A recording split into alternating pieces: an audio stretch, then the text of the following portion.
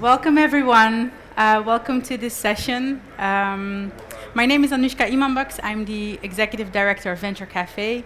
You might know us as we always organize our Thursday gatherings every Thursday in het Groothandelsgebouw. It's the place to meet other like-minded entrepreneurs, investors, also a great way and moment to meet talent. So since we are a nonprofit organization with also we're also located in the US.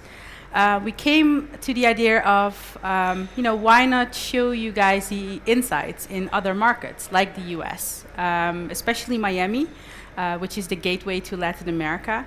And today we have like a special program with some insights about Miami, a little visit to Curacao with Hans van Rossum as a speaker, and then we're going to the US, where Dorit Roest is going to tell you everything about how to expand to the US, like the do's and don'ts.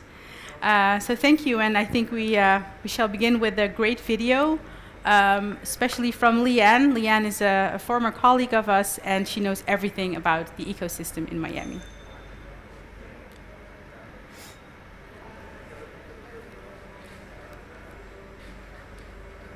My name is Leanne Buchanan, and I'm excited to talk to you for a couple minutes about Miami.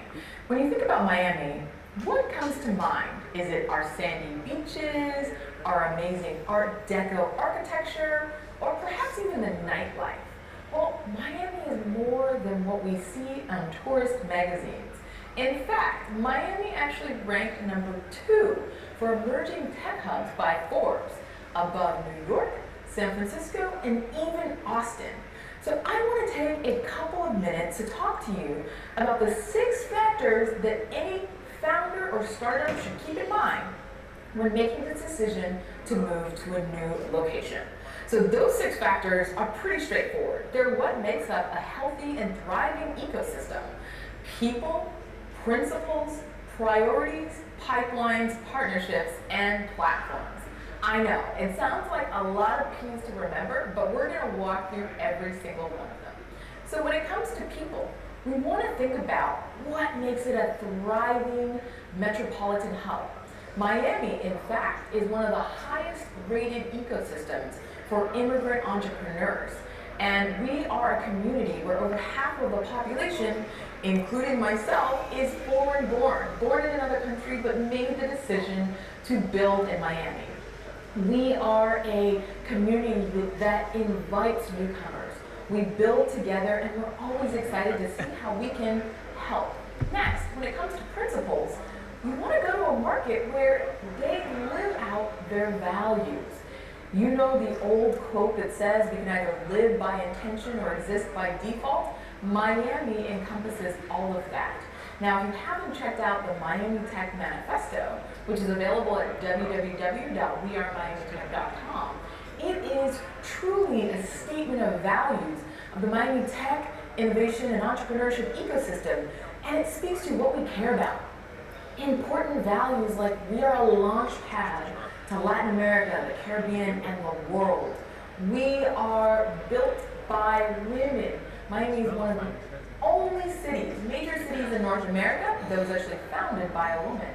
And most importantly, we are a community that thrives on diversity, inclusion, and equity. And we acknowledge and we're transparent about our failures, that we've got room to grow, but we're willing to hold ourselves accountable by stating our values. The trends that we're seeing in Miami are things like cryptocurrency and blockchain. We recently hosted the largest crypto conference in the US. We are a home of clean tech and a lot of innovation happening around climate. In fact, the Aspen Ideas Climate Festival was recently announced to be held in Miami. And most importantly, as the City of Miami mayor is famous for saying, we are slowly becoming the capital of capital. In fact, this year alone, over $1.26 billion has been invested in venture capital across early stage and later stage companies in 106 deals. And Miami, it ranks 13th across the entire US for VC deployment. Any founder should look for a really seamless pipeline of support. everything from our academic institutions, which boast well over 300,000 students and a great talent pool that have in-house supports for growing businesses, to a wide variety of incubators and accelerators that have made Miami home talent. We have a large population of tech and entrepreneurial talent in Miami. In fact, recently we saw a 29% increase in tech jobs in the Miami MSA. Organizations like Talent Scout in Miami are helping to create curated, concierge-level connections to fast-growing venture-backed tech companies and the talent that exists in our ecosystem. And here in Miami, we think critically about the different types of partnerships that are critical for entrepreneurs and founders to scale their companies up. We're well known for having a long-standing relationship with the Netherlands, Curacao in particular. I've had the opportunity to enter into MOU with the Curacao Innovation and Export Agency around helping to build the bridges of connectivity between, and finally, platforms. Things like innovation districts and hubs.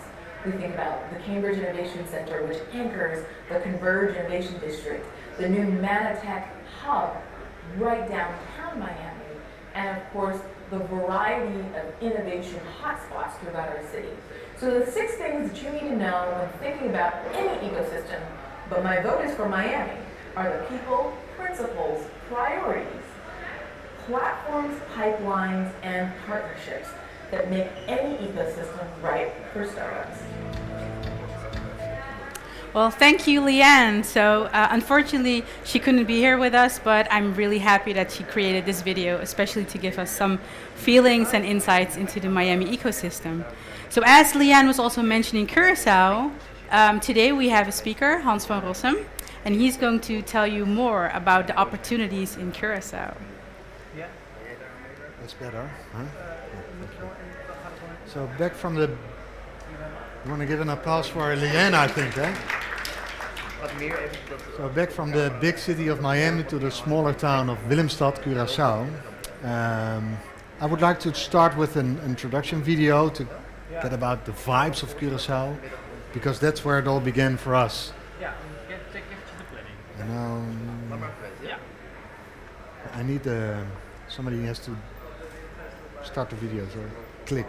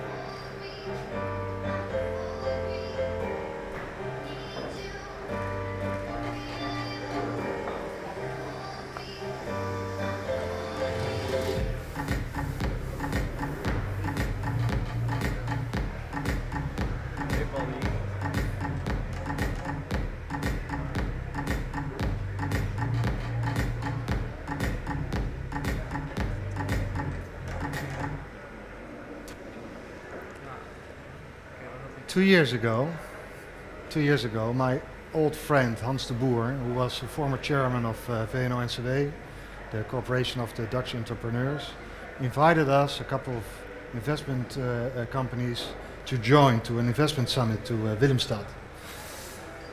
And we were flabbergasted by the cultural aspects of the island, the openness of the people and the investment opportunities. Because instead of going home after a couple of days and back to normal business, our consortium, then with Hans de Boer, who passed away last year suddenly, but now we are the two of us, the two companies who left, decided to really try to invest in this beautiful island with big economical development opportunities as well as the urban development we normally do. So this was the background why we decided in a minute, well, let's do this. And I think Curacao is a bit different from the other Caribbean islands, especially the Dutch, because of the culture and the history. From a historical trade point of view, it's a historical junction between the Latin and North Americas and the Caribbean and Europe. And you see that in every aspect of the economy, the culture, and the whole way Curacao is being developed. So what we are trying to do is build a new location within the really historical city center, and I'll show you some of the pictures later on, to grow on the three most important economical pillars. And there's one, we cannot make the difference. Curacao is really dependent on the second one, the oil fraction industry, which is a problem at the moment because the dependence on Venezuela and the corona at the moment, this is not going really well, and the government is looking at the new strategies. So what we are focusing on is financial services with incubator services, and we'll come back to that later, and tourism. And we really will try to make a difference from an economical development point of view, instead of I'm an entrepreneur, I'm build new cities, project development. But what we try to do is create this new foundation under the necessary economical development of the island. So our ambition is actually to create this impact, and it's based on 4 pillars.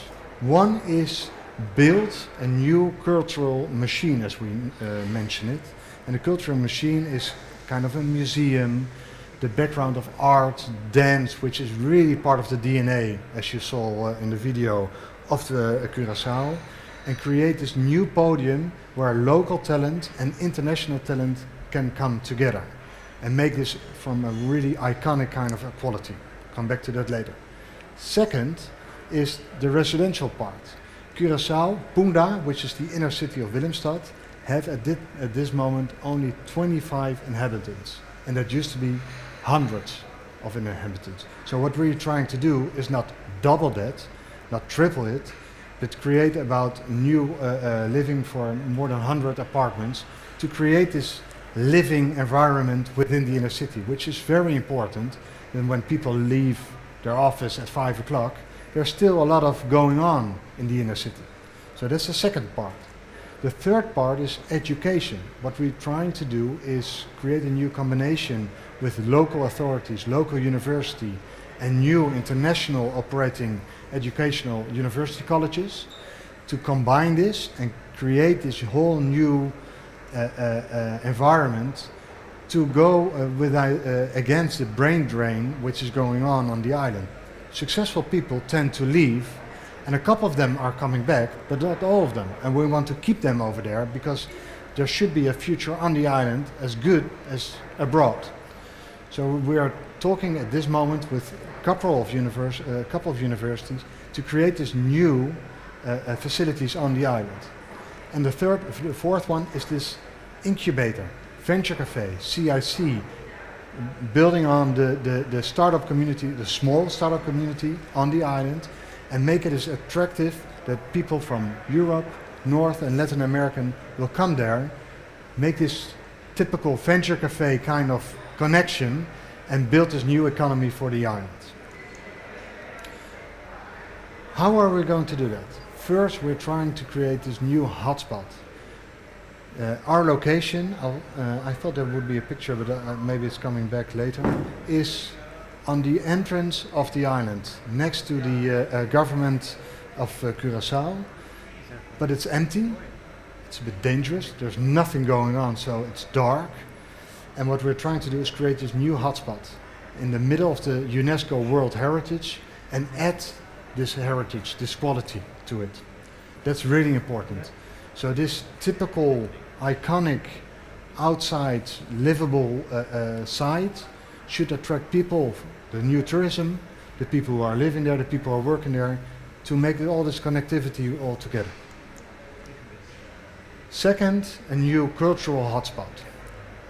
Really high-end quality of exposure. For example, a museum, a theater, dance, music, etc. All together in this new building and create, for example, what we call the Bilbao effect. Bilbao is famous, of course, for its old city center, but it's even more famous because of the museum, the Guggenheim, which attracts millions of people every year. This is what we're trying to achieve with Willemstad as well. New tourism, cultural tourism, people who tend to stay longer, spend more money, and create this growth because of the tourism in the island, one of the two most important economical partners. As I said, education, new university, new education, but also connect existing possibilities on the island already and this new economical hotspot.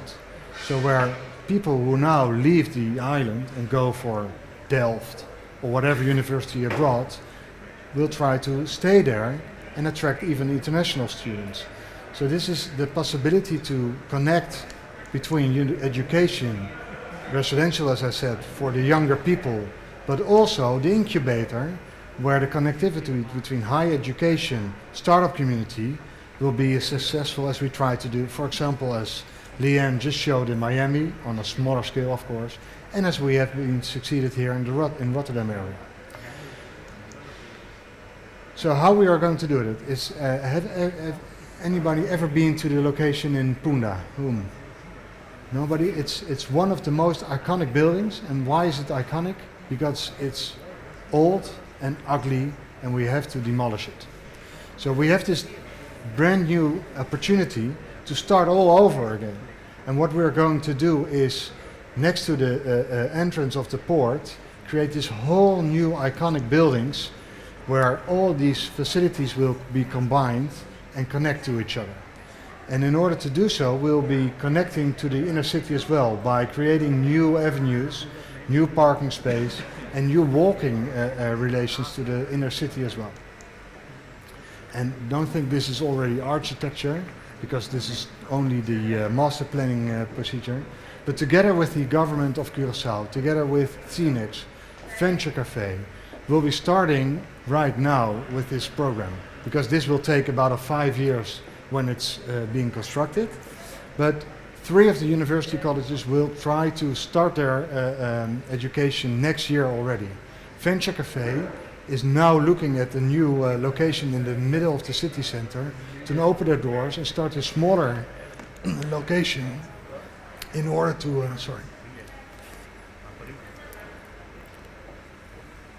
in order to create business as soon as possible, attract these new startup communities, and expand in the later years, so we can really make a bigger incubator in the next few years.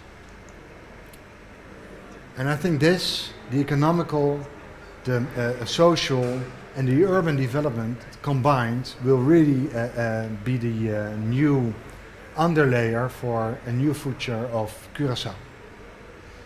We hope. Thank you. Thank you for this great insights in all what is happening in Curacao. I have the pleasure to, I've been there once to talk about the Rotterdam ecosystem, what Curacao could learn from how we build our innovation ecosystem in Rotterdam. And it's really a great country to visit. So next, I want to introduce Dorit Roest. And you also have a special guest, which is Luc Jansen. But that's something that we will hear about more. I want to invite you to the stage and tell us something about the US. Thank you, Anushka. Hello, everyone. Here's my clicker. Thanks. I'm also going to start my timer, just to be sure that I make it worth your while. So nice to meet you. I'm just curious, here in the audience, who of you are startup founders? Yes, and do you all have an office here in the Netherlands? Raise your hands if you do. And anyone that already has an office in the US? Not yet. Ambitions on expanding to the US in the near future or longer future? Great, great. And I know that there will also be some viewers at home that that have those ambitions, and that's why I'm here today.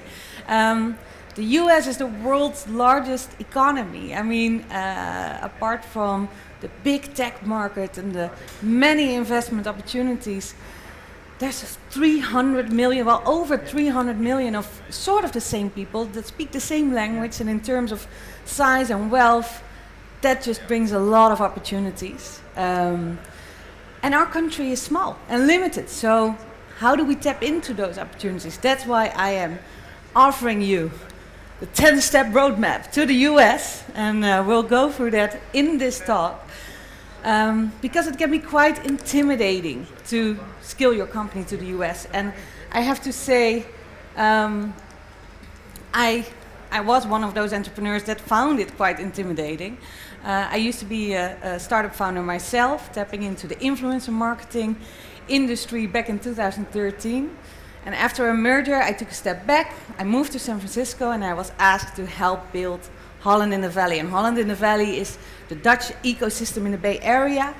It's initiated by the Dutch consulate in San Francisco. Here you see us in the iconic location in San Francisco with the consul and with Michael Doyes. Michael Doyes is the startup liaison from the Netherlands, responsible for the US. And then Corona came. And then we got the opportunity to scale digitally. We started a platform, we created a community of local experts and mentors, and we connected them to the many Dutch founders that have plans in the US.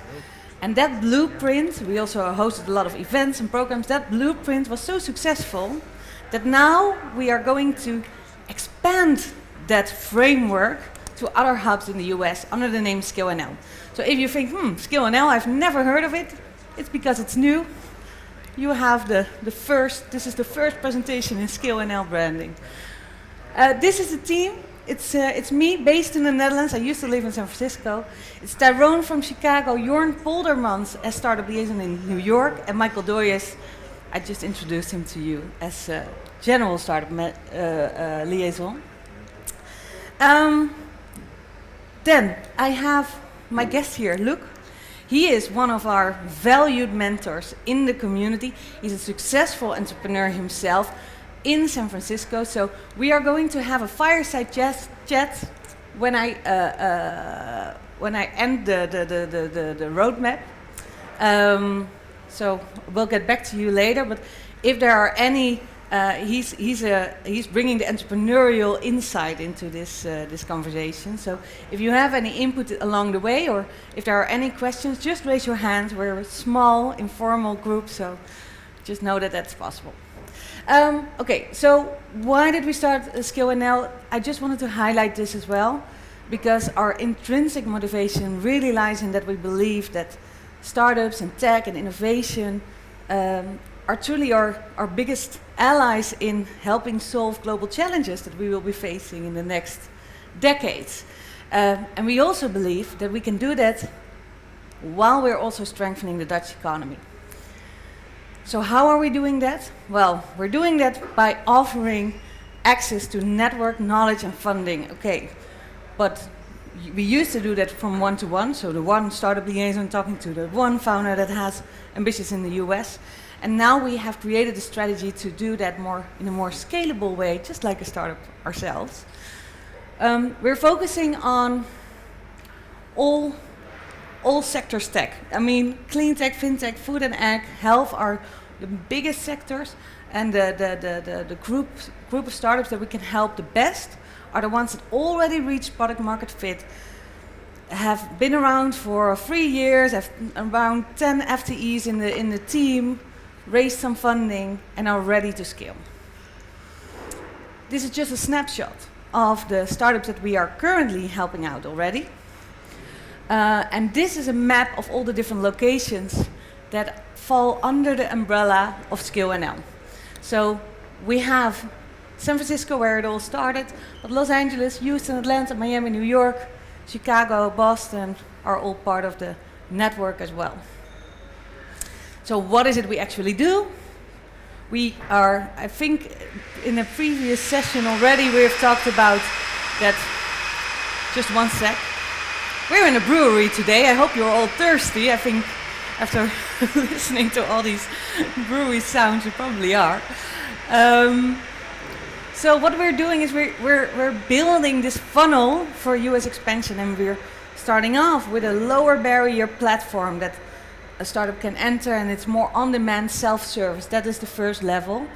On the platform, we now have 100 startups, over 150 mentors, all people with an orange heart, as we like to say, that like to pay it forward. We have hosted over 30 events, have an academy full of on-demand content. We have hosted several programs, which are 4 weeks programs for academic startups or prepping you for CES or South by Southwest. And we are currently working on a flagship accelerator, 12 weeks program, really deep focus on helping you expanding to the US. And the next level is a fund. So to kick off the accelerator, we will start with a small fund offering 75K safe notes. And then the next level is a fund for follow-on investments. Then, the Scale Up roadmap. The thing you're all been waiting for. Let's start with my motto. Be stubborn about your goal, but be flexible on how to get there. I figured, be stubborn about your destination. I want to go to the US, but there are multiple roads that lead to the US. So the one roadmap that I am mapping out here today is not the roadmap that you have to take. The order is also, I've been really struggling with getting the order right, because it's all organically and based on so many factors. But this is sort of the default roadmap that we see the successful startup founders in our community take. Okay, first of all, let me take a sip of water, first of all. First of all, speak the language. Well, I think we can all speak English a bit because you seem to understand what I'm saying here. But what I mean by speaking the language is truly understanding the US culture. And let's start with your branding, because we see a lot of Dutch companies that want to scale to the US, but then their pitch deck is still in Dutch. Or they still include euros instead of dollars. Or they're talking about, can I meet you at 15 o'clock? And then I'm like, no, 3 p.m., you know? So really start to use that language in your branding, in your pitch deck, on your website. Make sure that you even have a public website in English, your LinkedIn, etc. Then next up, your product. I mean, you probably have to adjust some customer contracts. You have to keep in mind that data privacy, IP, all those elements, regulations, you might need to make some adjustments to your product before you're able to sell it in the US market, especially if you are in fintech, if you are in music, if you are in health, then there are a lot of regulations you need to navigate. We're going to talk about that with Luc as well, because Luc has some nice advice on how to navigate those regulations.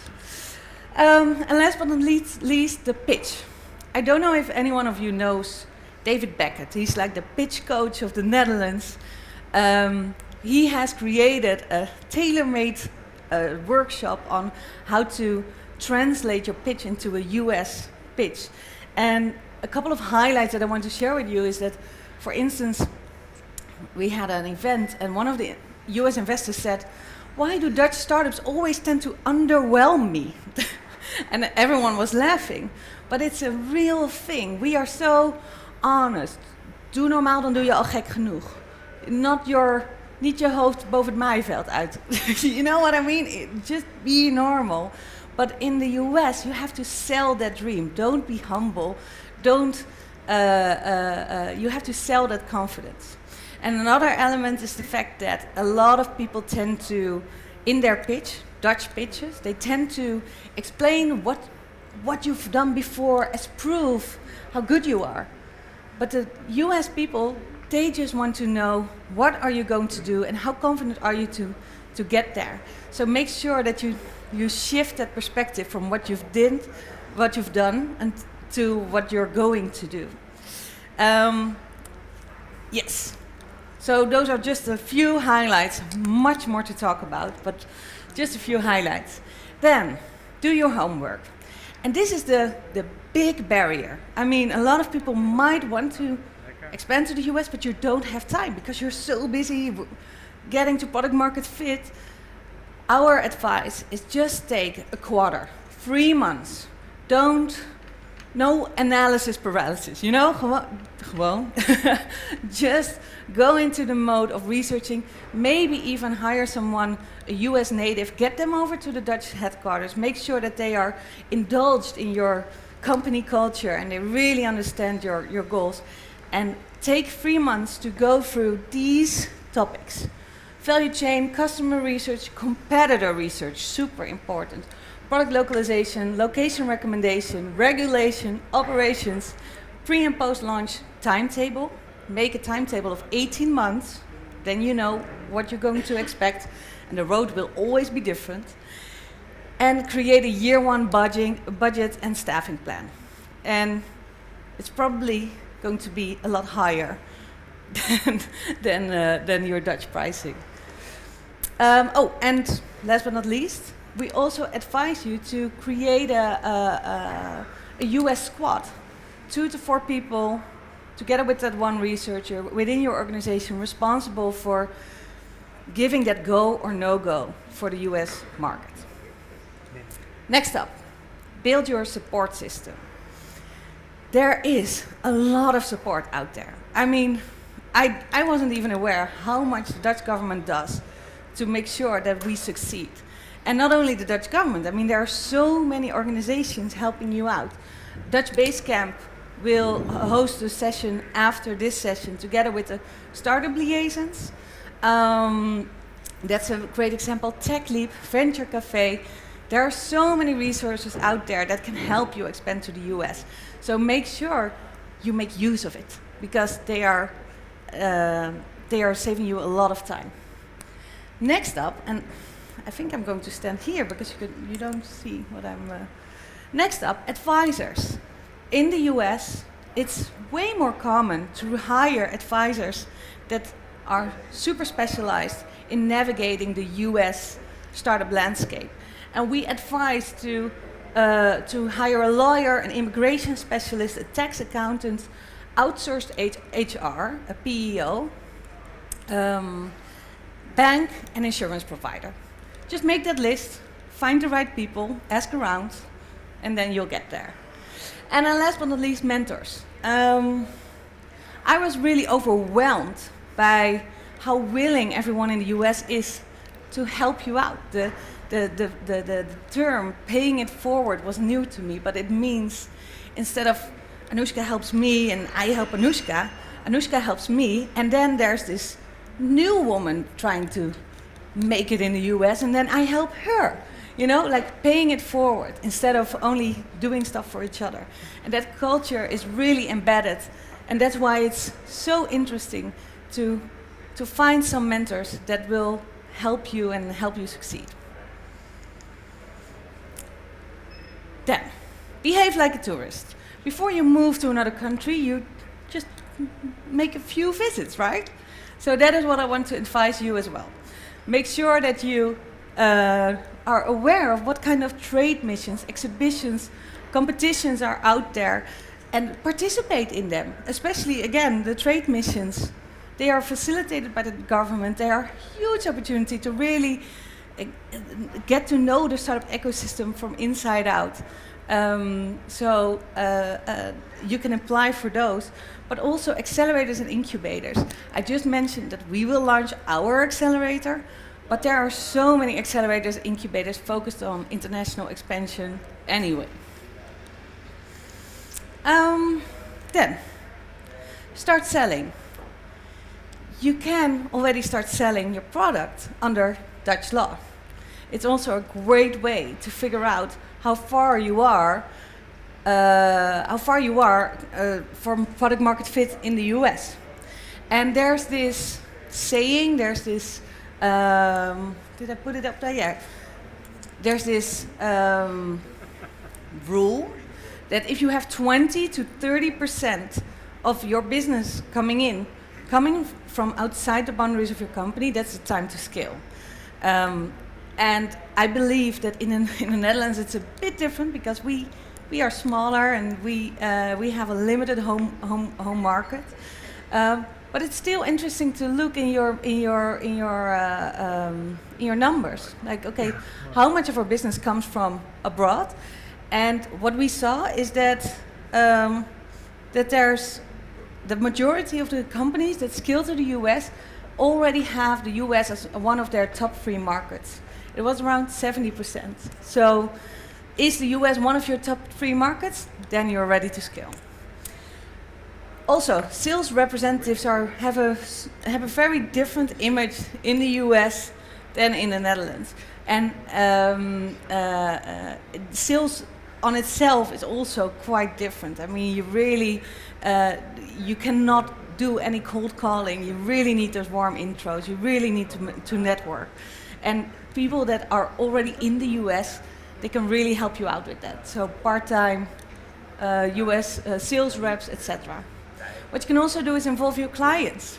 You probably have corporates in your client base that might also have a location outside of your home country and ask, hey, do you want to join me in expanding to the US?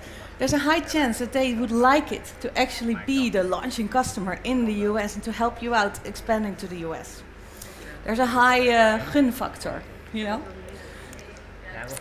Then, choose when, how, and where. This is very important because this is something, it's just so complex. When do you know this is the right time? You don't want to be too early, you don't want to be too late. So as I just mentioned, a lot of the companies, 60 or 70%, already have the US as one of their top 3 markets before they expand to the US. Also, we see a trend that before 2014, around 60% of the companies that expanded to the US was pre-Series A. So 60% was pre-Series A. Then after 2014, the 5 years after, it was only 30%. So we see a trend that companies are waiting until they are pre-Series Series A to expand to the US. And I think that is not the best case, especially for the Netherlands, because it's so hard in the Netherlands to get that early stage funding. And there are so many opportunities out there. So this is something, I was trying to make a statement here, but there's just a lot of sides to this story. What do you think, by the way, Luke? Can we put the sound for Luke on? Hello. Do you have to wait, or can you already? Yeah, I think it depends, like you're saying. But I think that if, for example, you need to get a bigger market to prototype, to try out, again, 330 million people that are quite homogeneous in language and culture. I'm hyper generalizing right now. And it's not state dependent what you sell, then sometimes it makes sense to raise that early stage capital, like you're saying in the US, to have that as a help in the prototyping stage. And being really pre-revenue, pre-anything. And sometimes US allows for that higher risk play early stage, I guess. So I guess it depends. And that is the story of this story. I mean, it all depends. But I hope this already gives a feeling of how to decide when it's your time to move. Yeah.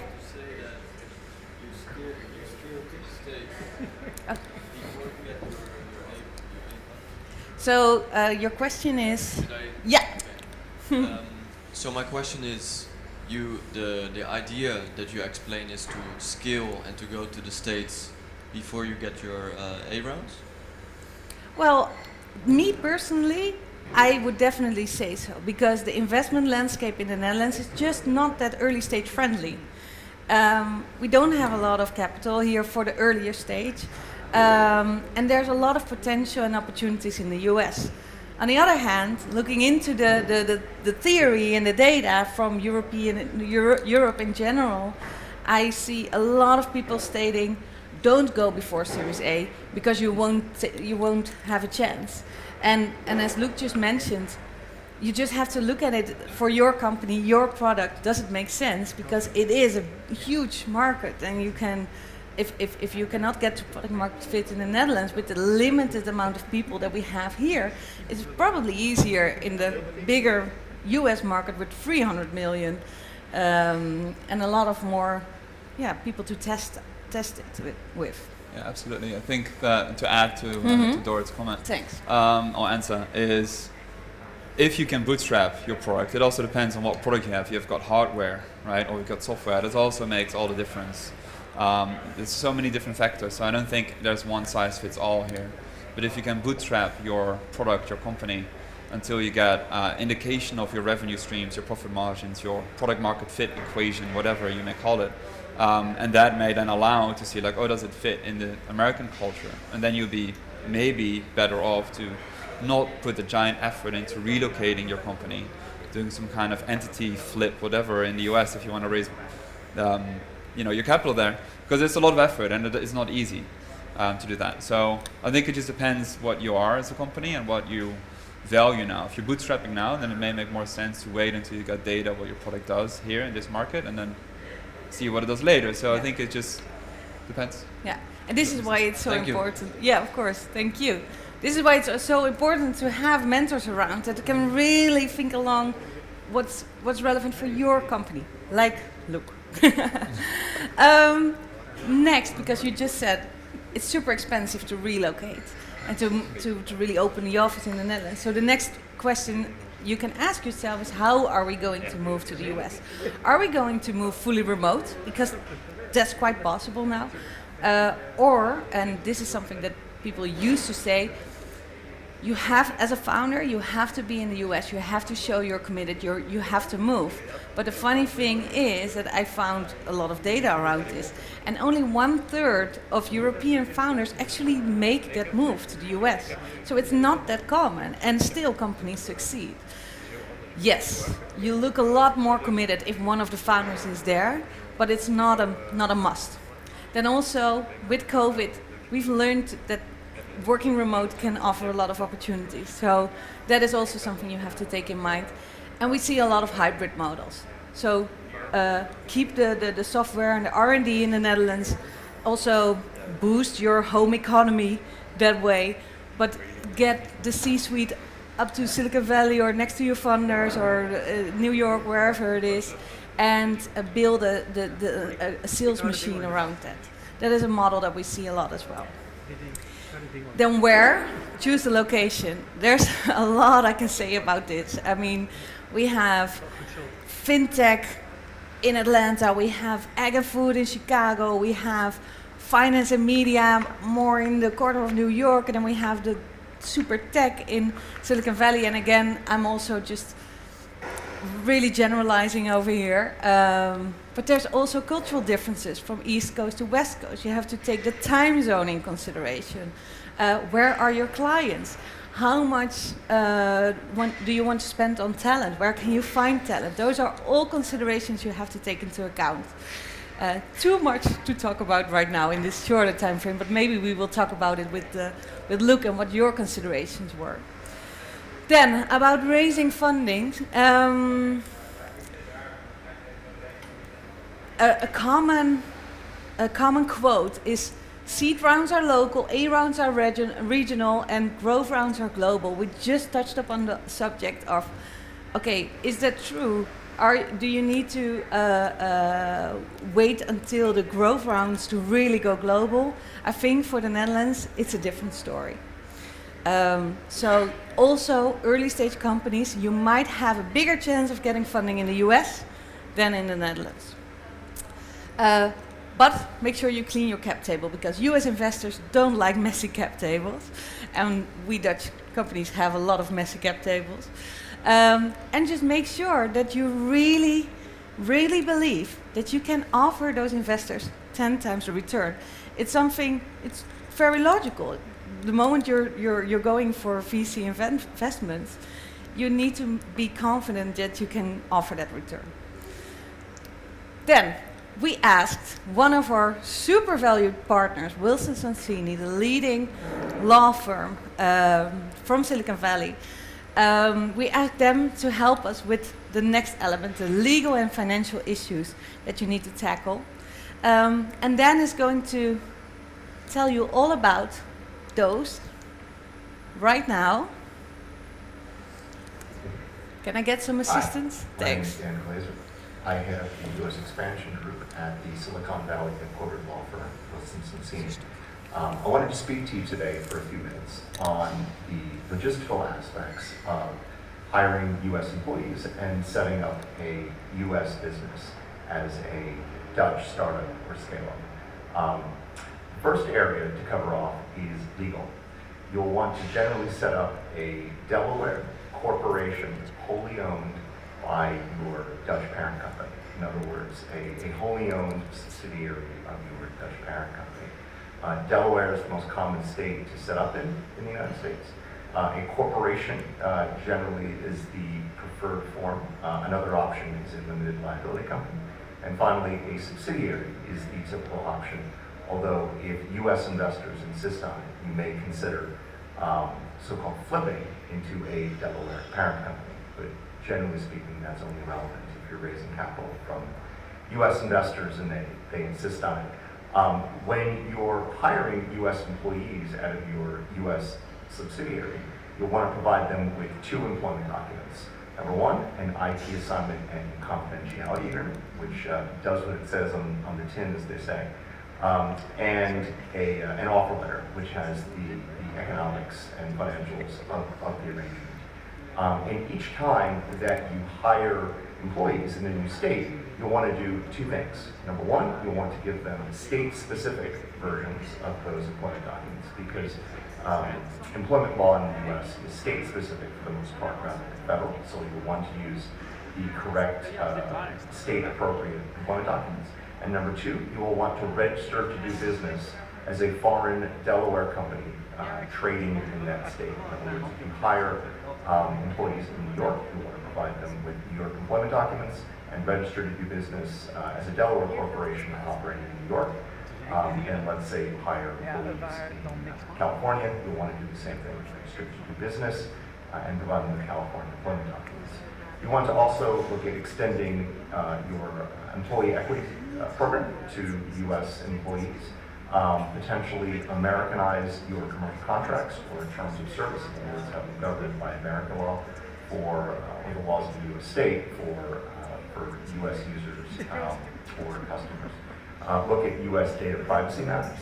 And then finally, intellectual property. Look at patent and trademark filings for the United States. Of course, to the extent that you have those filings in other countries around the world, they don't necessarily cover the U.S. A couple other areas to cover off besides legal. Tax. You'll want to get a tax ID number, otherwise known as an employer ID number, for your Delaware subsidiary. That'll allow you to get a bank account and set up payroll.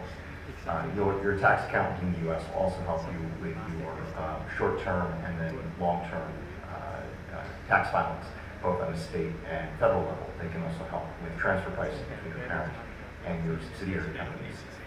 Business insurance, you want to extend your business insurance from the Netherlands business to the United States. You want to set up a separate bank account for your U.S. subsidiary.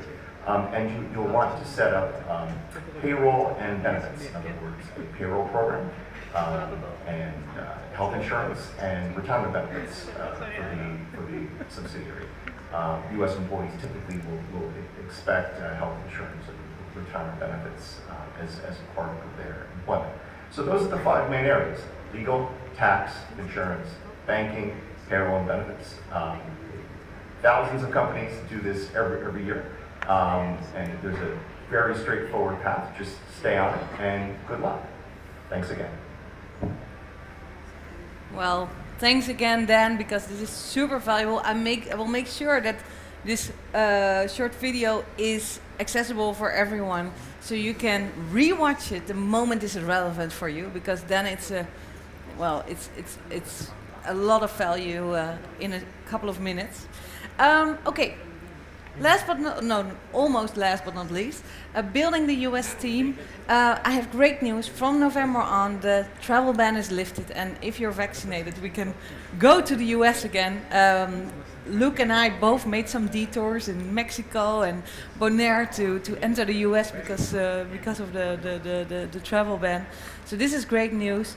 Take at least half a year, but probably even a year for visas.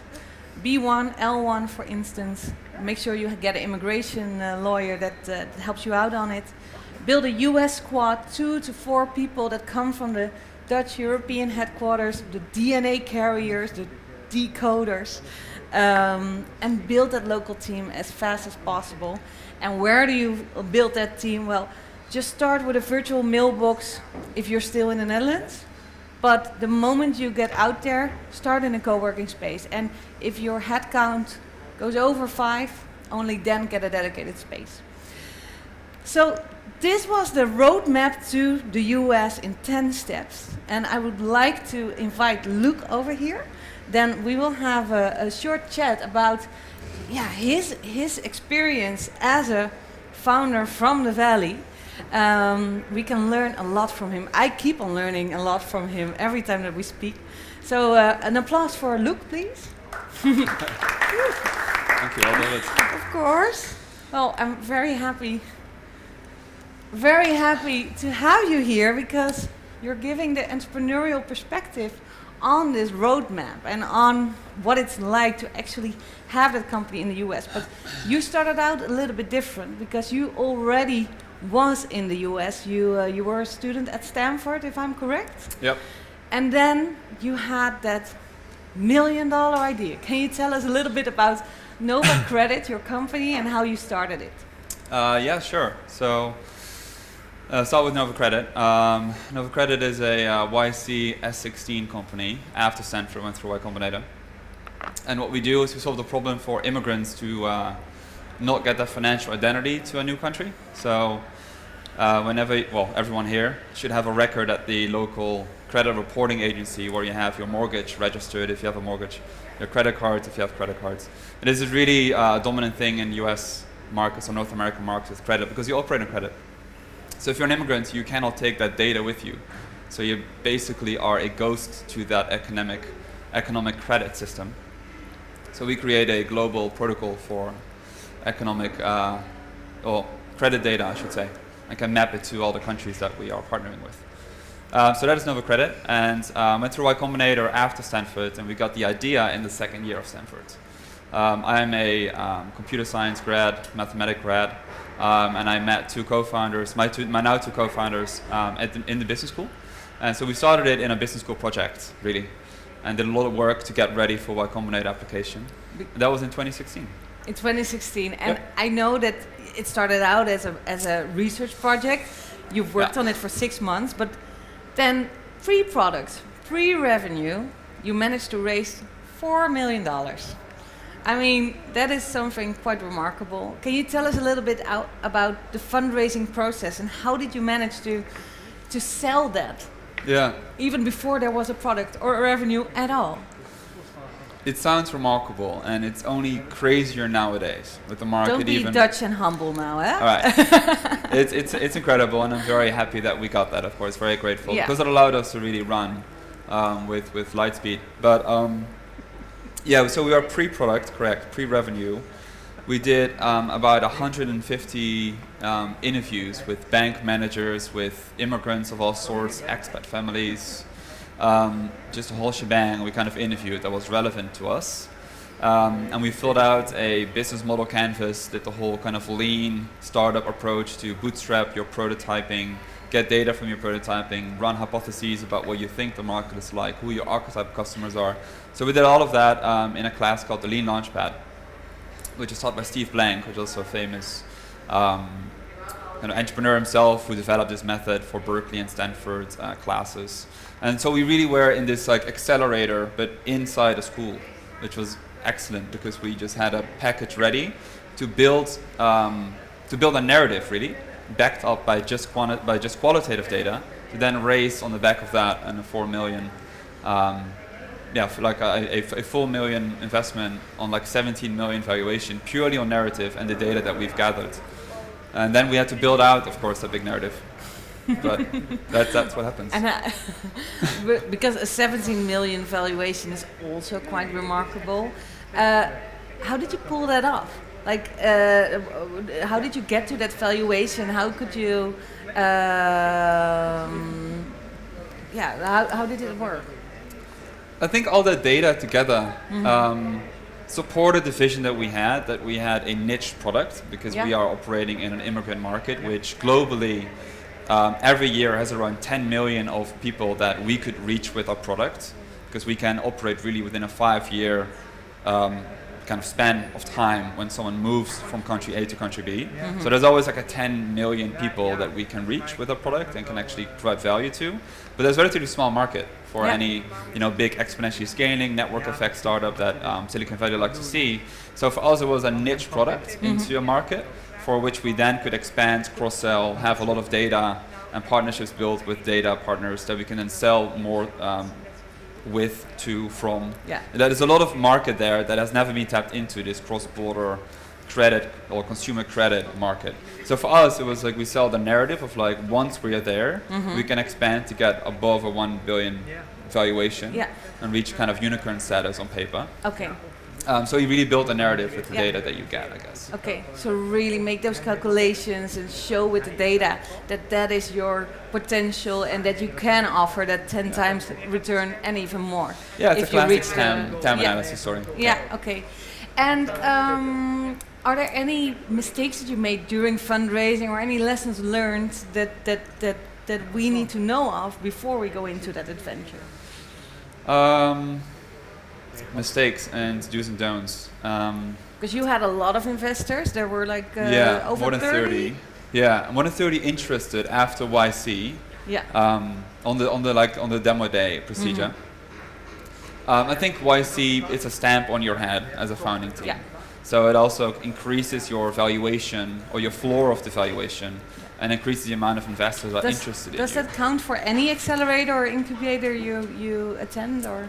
It does. It does. Of course, you got, in the eyes of the investor, tier A, tier B, tier C accelerators where you need to pass a bigger bar to get in. So you're already pre-vetted with YC to a higher degree than with others, maybe. And so you immediately get access to things to people like Andreessen Horowitz, like Sequoia has an interest, even though they usually don't do really, seed stage stuff. The big investors. Yeah, the big fish. What are the big fish amongst the accelerators? I mean, Y Combinator is one of the most common ones, but if any of the founders here would like to apply to an accelerator in the US, what would it be? Yeah, we applied to about 6, actually. We did 2 at the same time. So next to YC, we did Pear VC in Palo Alto. But I would say that YC, of course, StartX, which is Stanford's own kind of incubator accelerator, which you can get into only if you're a Stanford affiliate or if one of you is, which is easier than it sounds because you can get a certificate program, stuff like that. That's a really good one. Then I think Lightspeed Ventures has a pretty good summer program where you get, at least when we apply, 75K without any equity, without any. Okay. It's a really good program that a lot of people, good startups get launched from. I think 500 Startups has one as well. Yeah. Plug and play. Plug and play. There's a few. You just need to spread your chances, much like you apply to a university. Just spread out your. This is a great short list. I'm just curious. Are there any questions from the audience? I still have a ton of questions as well, but I can imagine that you might have some burning questions as well. Well, then I'll just continue. Maybe to add to that thing, it's also very specific. If you do a hardware, you got hardware startup accelerators as well. Oh yeah. That's The Alchemist is also one of these good programs. So it's also specific to the thing you do. Okay. Yeah. Yeah. So it's interesting to look what industry are you in, what type of tech, and based on that, there's these best accelerators. Looking back, you actually started from the US, but if you would have started out in the Netherlands, how would that have affected your startup journey? Like, do you think you would have scaled exponentially that fast or have that big first seed round? How would it be different if you started out in the Netherlands? I think that our product wouldn't work. Oh, Period. yeah? I think that our product was so American focused with the consumer credit data. And in the Netherlands, we just don't have that culture of using that credit data of like borrower, behavior in the past to see whether you can take on new debt in a way. But that is very specific to Nova. So I think that what I said earlier when I was sitting on the table is that you can just reach a 330 million, more or less, population with a software that crosses state borders. It doesn't really have to stop at the border of your state. So it's very easy for us to prototype to reach immigrants from other states. Yeah. To say like, hey, where did you come from? Do you still need help? Can we transfer your data? Can we then see if we can work with a lender and get those lenders excited if we get a big pool? So we had a big pool to get a critical mass to say like, hey, we've got interested people who want to take on new credit cards and mortgages. Can you help them? American Express, for example. But then, because we had the critical mass, the US was very important to us. Yeah. And from a seed perspective, what we just mentioned, it's like we needed 4 million to really get into the hypotheses of like who do we sell to and who are our data suppliers. Yeah. So. But I believe that you also experienced some culture differences between the Netherlands and the US. Correct. Being a bit more holding off of innovating and not being able to dream that big. Do you see any other culture differences? Yeah, I know what you're going at. We talked about this before. It is when I had a few meetings here at the credit reporting agency in the Netherlands. They just run at a different pace than in the US. So they do a lot of it still with paperwork, and a lot of your data there is stored inside big like cabinets. And they were in a big shift to make it more digital. But it was just hard to really understand where they were and how they saw me as someone from the US who was only 26 at the time, having no real other business experience and this startup in a way. And so I was telling them all these big stories. I want to like digitize everything and make APIs from back and forth and real-time questionnaires and everything like that. And it didn't seem to really land in a way. Okay. So I think the Netherlands was not ready. More from a traditional way, especially in that field that I was operating in. And in the US, they were already much further. They were already thinking ahead. They had already APIs built in their system. So that's a big difference. So important if you are working on a big innovation to be amongst people that understand that need and really feel that you need to dream bigger, you need to think bigger. I see a question over here. Yeah. Yeah, of course. I think it's not on. Sorry. Oh no, it is. 1, 2, 3. Yes, you can go. Thank you. Perfect. You're talking about cultural differences between the United States and the Netherlands. You talk about credits. That the credits has to follow you, and if not, then that's an issue. Talking about cultural differences between different states in the United States, that's also a lot. Yeah. But in practice, how does it go? If somebody from one state moves to another state, are the credits also transferred, or does it go already automatically? There is nothing on the federal level, it's always per state, or how does it work? Specifically to consumer credit data? It's a very specific question. I like that. It's something I dug in many years. So in the US, there's 3 major bureaus, Experian, Equifax, and TransUnion data, and they operate more on a federal level. But each one of these credit reporting agencies, as they're called, CRAs, under the FCRA law, it's also a whole thick bookwork, they specialize in, for example, the West Coast, kind of mid area, and the East Coast on paper. So they all operate in the same jurisdiction on the federal level. There's no distinction from state to state. Only certain laws of like when you lend money, when you're a lender, and you give credit, things like Equal Credit Opportunity Act may have difference from state to state, but when it comes to consumer credit data, there's no difference between states really. Okay, thanks. Thank you so much. Yes. Oh, can I? Yes. Thank you so much. Thanks. Hey, I also have a question about your product. Well, how many countries of origin of the immigrants do you currently cover that service? And which ones, if you can say that? If Yeah, that's no, short of list. course it's on our website too, so you can even go there. But I think today we may be approaching 16 countries. Of course, we have a prioritization list of how many can we help with one integration. The biggest markets for us are Mexico, because we sell mainly into the States, but we also do Canada, for example, and are expanding soon to other demand markets. So Mexico, Canada is a big one, UK is a big one, South Korea is a big one as well. So we got a few markets that are bigger than the other ones, and we have a whole long tail of like the countries that are less important, but that were easy to integrate and we could help pretty fast. Yeah, because I'm also curious about the efforts of integrating a new country, because you have to deal with a lot of legal issues, data security issues, Yep. because you're dealing with very personal data of an individual person. And also you mentioned earlier, it's very much of a niche market because it's really small, 10,000 people. 10 million. Yeah, a 10 year. million, yes, 10 million, that's right. How could you convince investors that this niche is actually small but super valuable? Yeah, that goes into, at least in how I experience building a startup, is it goes into how do you build a narrative for your seed round primarily, right? And then the Series A round is still you're still kind of in a sandbox, so you still have to make that narrative.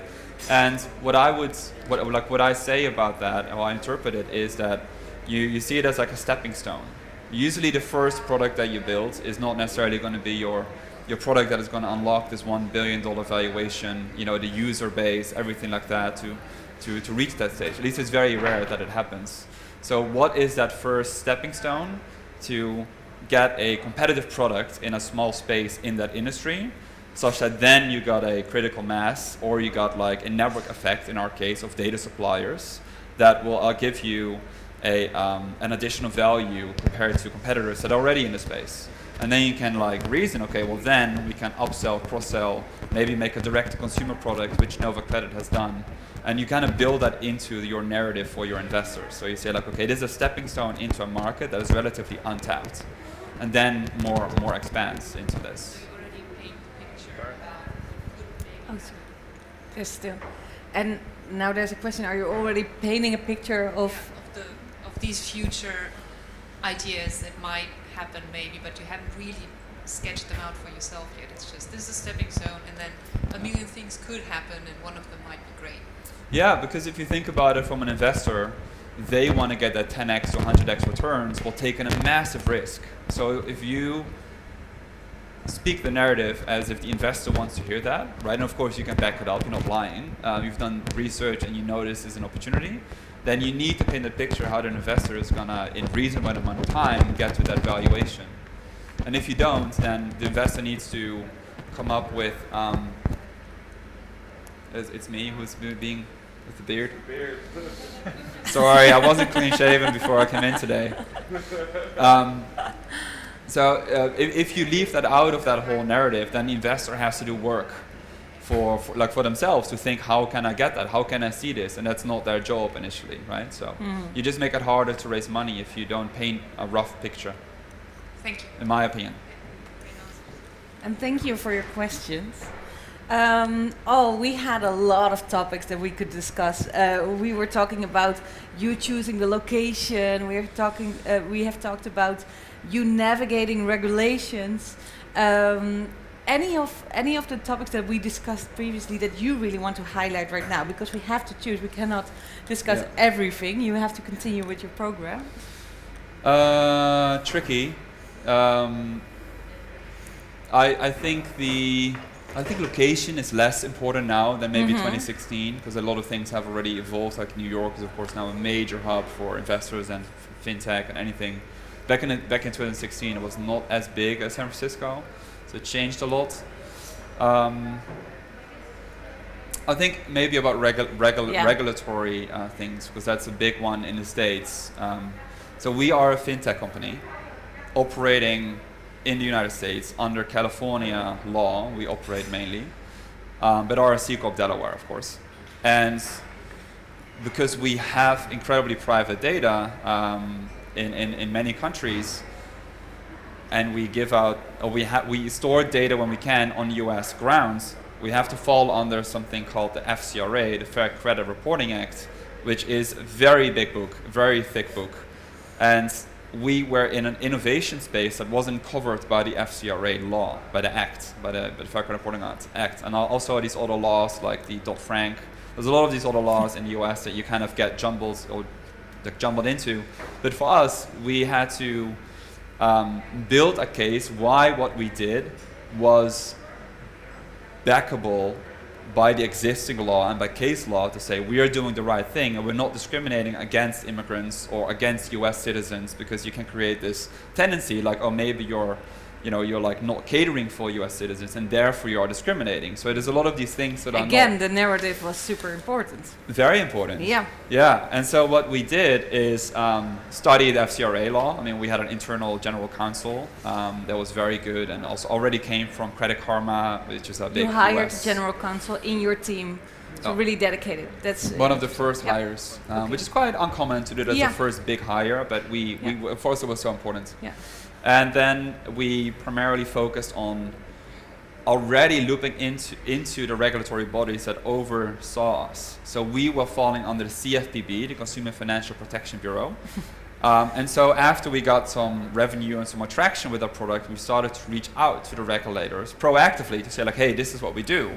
Shall we talk? Come over. Like, hey, let's chat. And see if they actually like what we do, such that if we ever go and have $100 million ARR all of a sudden, that they don't come after us and say like, hey, this is actually no bueno, and we have to shut down or get a big fine, which is what actually happens if you look at some of these reports about startups. Keep your friends closer, close, but keep the regulators even closer. Definitely not enemies, definitely regulators. Yeah, they're not enemies. They also want to be innovative, right? So.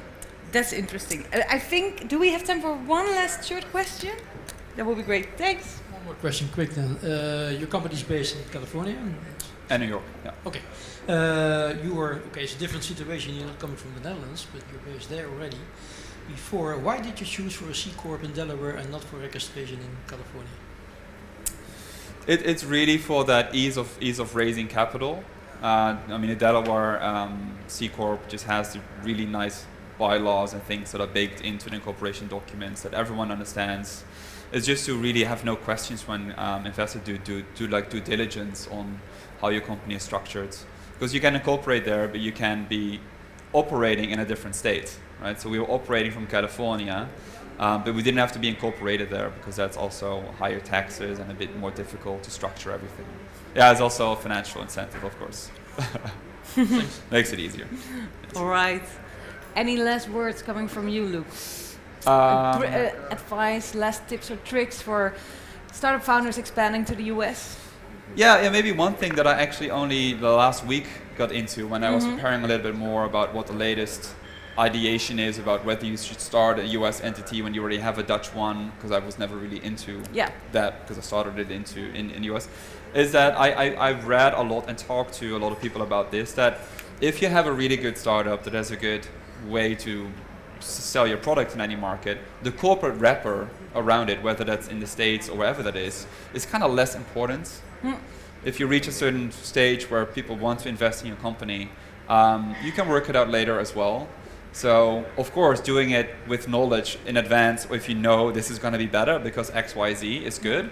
But don't stress and have a delay of a year because you're waiting for your lawyers to figure out stuff. Yeah, speed is super important. Speed is important. Prototype, quick, just fail quickly fast. Pivot things. Fail fast. Don't worry about if the data is against you. Suck it up and move forward. And other than that, suck it up and move forward. We're going to end with that. No, thank you for having me. It was fun. It was great to see you here. I mean, we have been working together for 1.5 years and we have never met in person, and now in the Netherlands we meet in Rotterdam. So thank you very much for coming. Thank you all for attending, for your questions. We really appreciate it. Anushka, thank you for having us as well. Yes, of course. Thank you for a round of applause, of course. We're so happy that also Hans, Luke, Dorit, for joining us today, for all the good insights. And how can people find more information about ScaleNL.com, ScaleNL.com, HollandInTheValley.com, Dorit Roest on LinkedIn. Slide into the DMs. Great. Right. Thank you so much, and I hope to see you again on a Thursday gathering. And I think we shall, organize again a similar session to this in the future, because I think this is really, so much valuable information. Thank you again for joining us, and I hope to see you again. Thank you.